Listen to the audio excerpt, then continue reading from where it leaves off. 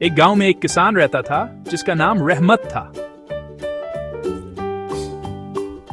رحمت کے پاس ایک مرغی تھی جو ہر روز ایک انڈا دیتی تھی، مگر یہ کوئی عام مرغی نہ تھی، یہ گاؤں کی سب سے چالاک مرغی تھی۔ اس مرغی کا نام تھا چنچن۔ رحمت ہر روز صبح اٹھتا اور چنچن کا انڈا اٹھا کر بازار بیچنے جاتا۔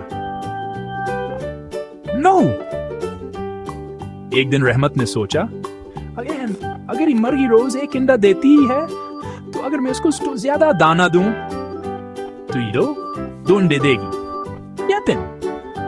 اگلے دن رحمت نے چنچن کو اتنا دانا دیا کہ خود اس کے بیل بھی حسرت سے دیکھنے لگے۔ چنچن نے دانا کھا کر ایسا ڈکار مارا کہ گاؤں کے بچے ڈر کر بھاگ گئے، مگر انڈے پھر بھی صرف ایک ہی دیا۔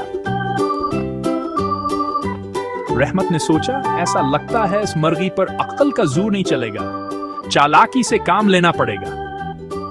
وہ مرغی کے سامنے جا کر روز گنتی کرنے لگا، 1 2 3 انڈے، تاکہ مرغی کو شرم آئے اور وہ زیادہ انڈے دے۔ مگر چنچن اتنی ہوشیار نکلی کہ اگلے دن اس نے انڈا دینے کی بجائے صحن کے کونے میں جا کر انڈا چھپا دیا۔ رحمت سارا دن انڈا ڈھونڈتا رہا، کبھی مرغی کے نیچے، کبھی کچن میں، کبھی صحن میں۔ آخرکار انڈا پانی کے گھڑے میں تیرتا ہوا ملا۔ اب رحمت نے تنگ آ کر مرغی سے کہا، چنچن تو اتنی چالاک کیوں ہے؟ چنچن نے اکڑ کر پڑوں کو پھڑ پھڑایا اور جیسے کہہ رہی ہو، رحمت بھائی، چالاک تو تم خود ہو جو ایک انڈے پر پوری گنتی کا حساب لگاتے ہو۔